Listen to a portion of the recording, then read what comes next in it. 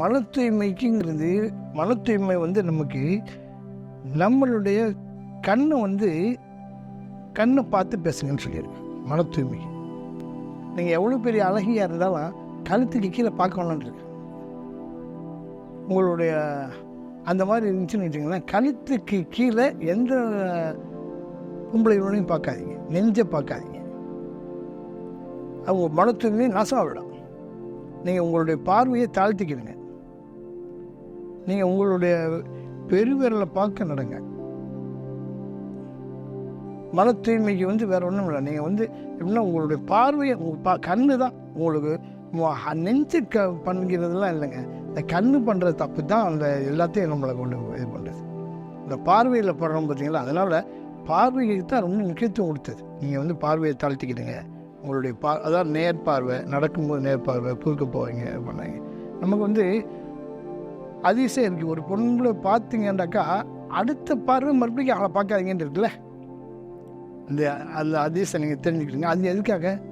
செய்தான் வந்து ஆனால் மறுபடியும் சொல்லும், நல்லா இருக்கிறாங்களா, இன்னொருத்தனை பார்த்துக்கலாமான்ட்டு. என்ன அது? அப்போ அதை நம்ம தவிர்த்துக்கிட்டோம்னா மன தூய்மைக்கு அதுதான் அடிப்படை. கண்ணு தான். அதுவும் எண்ணம்.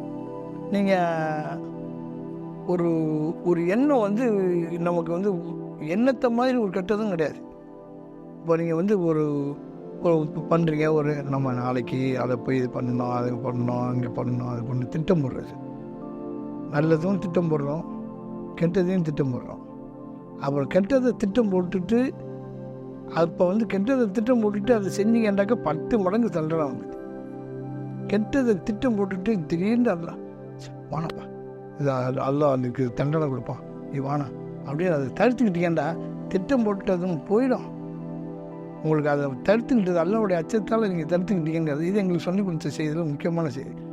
உங்களுக்கு அதை வானாண்டு எப்போ நீ வந்து தடுத்துக்கிறியா, அப்போ அது வந்து அது உனக்கு நன்மையாகிடும்.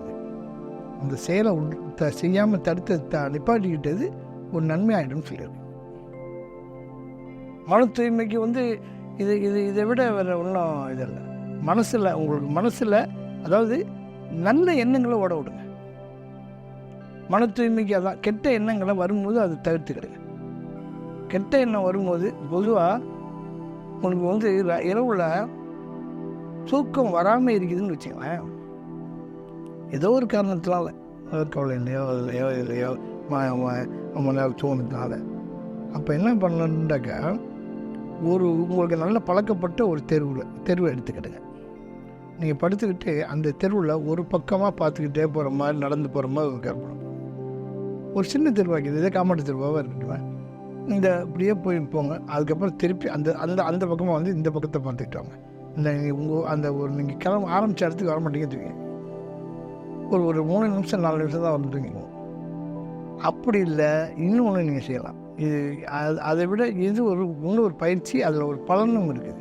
எப்படின்னா, நீங்கள் காலையில் முடிச்சத்தில் பல் வளக்கிட்டு டீ குடிச்சோமோ, டீ குடிச்சிட்டு போனோம், அங்கே வெளியில் போனோம், இங்கே போனோம், அங்கே போனோம், அது போனோம், இது பண்ணாலும் என்ன செஞ்சீங்களோ அப்படியே சொல்லிக்கிட்டே அப்படியே நினச்சிக்கிட்டே வந்தீங்கன்னா அதில் நீங்கள் செஞ்ச சரியானது தப்பானதும் சேர்ந்து வந்துடும் உங்களுக்கு.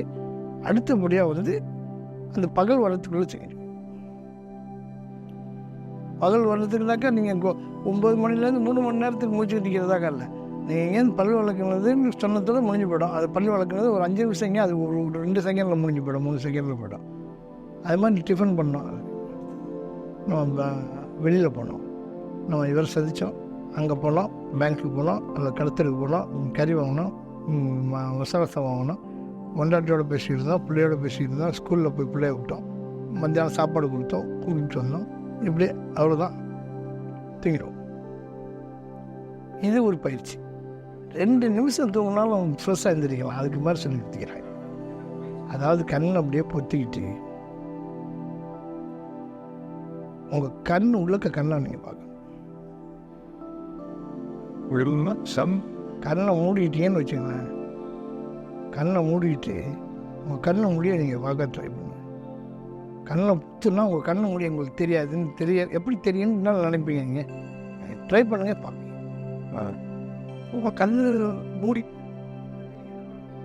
கண் உள்ளக்க அப்படியே இந்த தடவை உங்கள் மூளை இல்லாத பாருங்கள். நீங்கள் மூளையால் உங்கள் சிந்தனையால் பாருங்கள். கண் கலர் கலராக வரும்.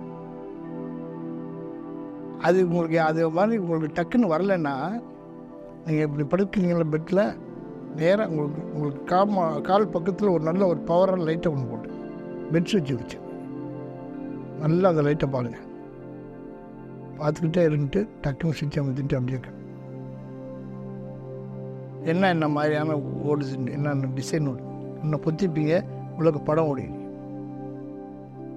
அந்த வச்சு உள்ளக்க வரும். அதை நீங்கள் பாருங்கள். அப்படியே உங்களுக்கு எடுத்தோன்னா அப்படியே இந்த தடவை ஒரு 3 நிமிஷம் 5 நிமிஷம் 10 நிமிஷம் அரை மணி நேரம் 1/4 மணி நேரம் படுத்தவங்கன்னா கூட அப்படி எந்திரிக்கும் போது ஒரு 6 மணி நேரம் 7 மணி நேரம் தூங்கணும். தூக்கத்தோட எஃபெக்ட் ரொம்ப ரொம்ப ரொம்ப எங்களுக்கெல்லாம் ரொம்ப டயர்டு. பேக்கரியில் வேலை, பெண்ணா நேரம், அது இது சரக்குலாம் போடணும், ஜாமான்லாம் முடிச்சுட்டு எனக்கு டயர்டு ஒரு 3 டக்குன்னு போய் இந்த வேலையை பார்த்துட்டு ஃபஸ்ட் ஆகி மறுபடியும் போய்டும்.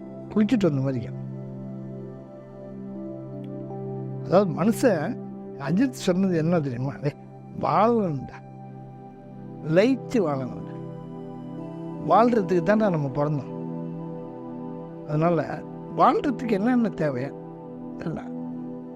நான் ஒரு தடவை என்ன நினச்சிக்கிட்டேன், அஜித்து சாபு அவளுக்கு என்ன ஓய்ப்பப்பா, அது வந்து நம்ம வியாபாரி, பிஸ்னஸை பற்றி நமக்கு தான் தெரியும். பிஸ்னஸை பற்றி தான் டவுட்லாம் ஹெல்த்தை போய் எல்லாம் தெரியாது.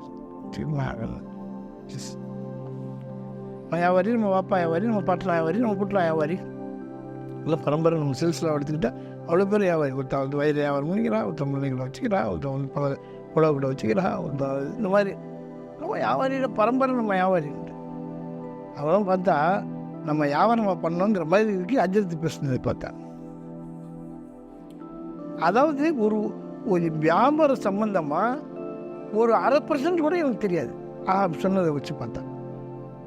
பிஸ்னஸ்ன்னு ஒரு டாபிக் எடுத்து பேசிப்பா, இந்த கேசட் இருக்கும் கேளுங்க. எந்த சம்பந்தமாக இருந்தாலும் அதுக்கு வந்து ஆள்கிட்ட பதில். என்னத்தான் செஞ்சா, என்னதான் படித்தா, எங்கேருந்து தான் போய் படித்தான்னு எனக்கு தெரியல. எங்கேருந்து படித்தா, என்னன்னு படித்தா, எப்படி போனா, எப்படி உணவு கற்றுக்கிட்டா. ஒரு மனுஷனுக்கு உட்காந்த இடத்துலேருந்து வருங்க, உட்காந்த இடத்துலேருந்து வரும். இப்போ நம்ம உட்காந்து இருக்கிறோம், சில நேரங்களில் அது அரிசி ஏதாவது சாப்பிடலாமாம்பா, நானும் ஆளு தான் இருப்போம். போய் வாங்கிட்டு வருவா, நிறைய வரும், என்ன சாப்பிட்றீங்க, அது அங்கே வந்துடுங்க. எப்படி கொண்டு வந்தா, யார் வாங்கிட்டு வந்து கொடுத்தா,